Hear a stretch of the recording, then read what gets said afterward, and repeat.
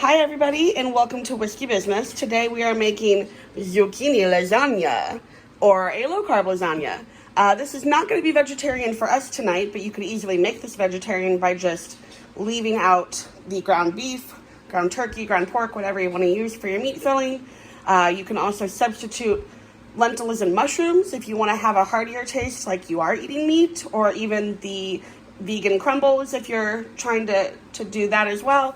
But without the cheese, it's hard to do it vegan. So today we're just going to do it low carb. We are including the meat. So I am slicing up zucchini. I've already done 2 large zucchini. I've got 1 more to go. Well, mostly 1 more to go, or halfway and 1 more to go. And I'm using my mandolin, but you can also use a Y peeler. You can try to chop it, but you want to get these slices very thin. So you can see how thin that is. And once you are done slicing them, you want to put them on a baking sheet or over here on a paper towel, and you want to salt them so you can dry out that moisture. Zucchini has a lot of water in it, and you don't want a watery lasagna, so we are going to salt these, and then you wait about 15 minutes, blot it dry, and then they won't be so watery. Also, the thinner they are, the less watery they'll be. So we're going to slice up the rest of this.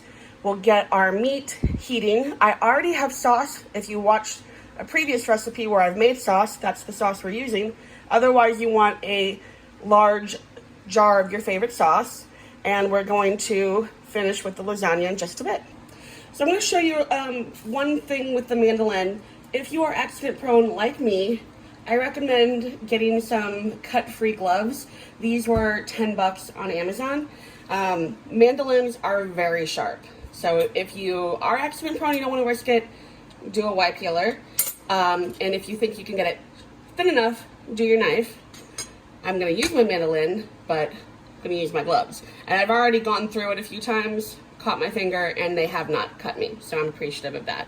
So you want to have it on the thinnest setting and just, see, I caught my fingers. Slide that down, and then you get your very thin noodle. While the zucchini is sweating out, I'm going to share what we're drinking because it is whiskey business. So today's whiskey is Conviction, a handcrafted small batch bourbon whiskey, 98 proof. Very light, very tasty, very smooth. I'm going to be sipping on that. And you can already start to see the water pulling up on that zucchini. We're going to give it about 10 more minutes and we'll keep going. Got my pan hot, so we're going to start cooking our meat. I've got, I did a family style thing of 93% lean ground beef, and I took a little less than half of it out. So we probably got 1.5 pounds of ground beef that we're going to cook up. Normally for lasagna, I would add onion and garlic in, but I'm using a sauce that I made homemade, and that has a lot of onion and garlic already in it, so I don't feel the need to put that in the meat as well. I'm going to brown up the meat, and then we're going to add the sauce.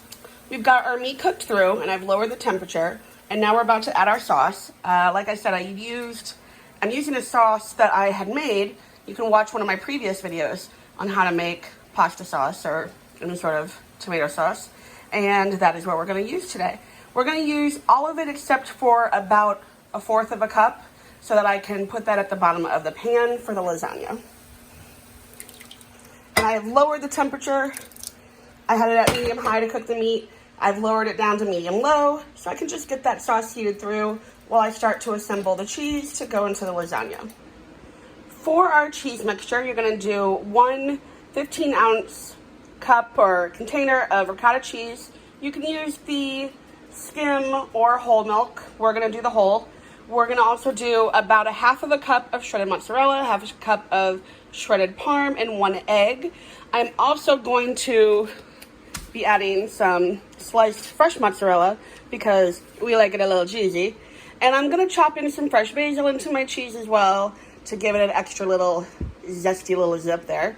And some salt and pepper. Some people prefer nutmeg, a little dash of nutmeg in their lasagna. Not a fan of it, but to each their own. So if you'd like to, you can add a little bit of that. All right, our pan is ready with a little bit of the tomato sauce in it.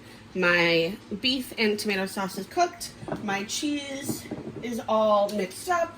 And I've got my zucchini all ready. So we're going to start layering.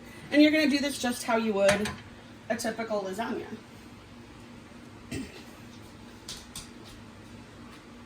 zucchini is kind of larger and smaller, so I'm going to make those little ends meet and a little bit overlap them.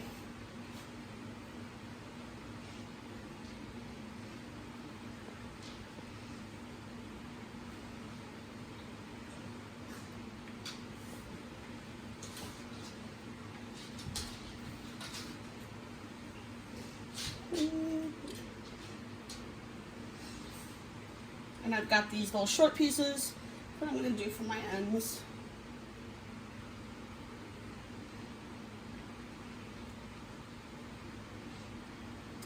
Then we're going to scoop up half of our ground beef.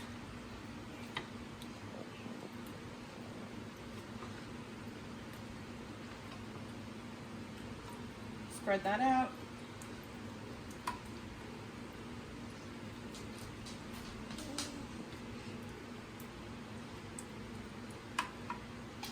And then we're going to do half of our cheese. Just, cheese overboard! We're just going to do little dollops and then we'll smooth it out.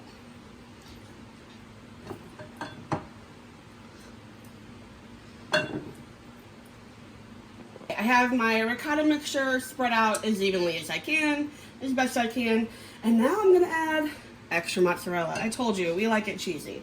So I'm just going to strategically place these in the middle, and add a little bit more basil. Just gonna tear and shred.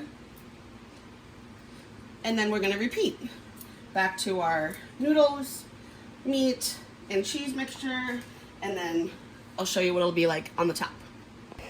My first layer is done, and I just wanted to give you a little tip. Because you have that extra cheese and you're dealing with zucchini versus an actual noodle, you want to press that down a bit. It's going to be a little uneven, so just press it all down. Put in your next layer. That way you have a more flat surface to work with. And we've finished our second layer. I added a little bit of extra shredded cheese, some of that fresh mozzarella, and I had a couple of strips of the lasagna or the zucchini noodles left over.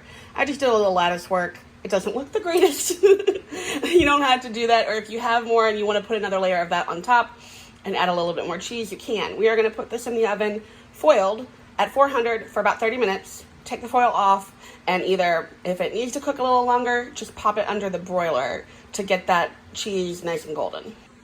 And that is our finished product. The cheese kind of absorbed some of that wateriness, but my lattice work sunk down, so you can't quite see it, but it's very cheesy and very gooey. So we're going to serve this up and see how that looks. And that is the finished product. If you let it sit for about 5 minutes after you get done taking it out of the oven, then that cheese will absorb more of the liquid and it'll be a lot easier for you to transfer over to your bowl. But I promise you are not going to miss the noodles in this. It is cheesy, meaty, gooey, and tasty, and low carb, and you're really going to enjoy it, I think. So hit the like button, hit subscribe, hit the bell so you get those notifications, and let me know how you like it. Enjoy!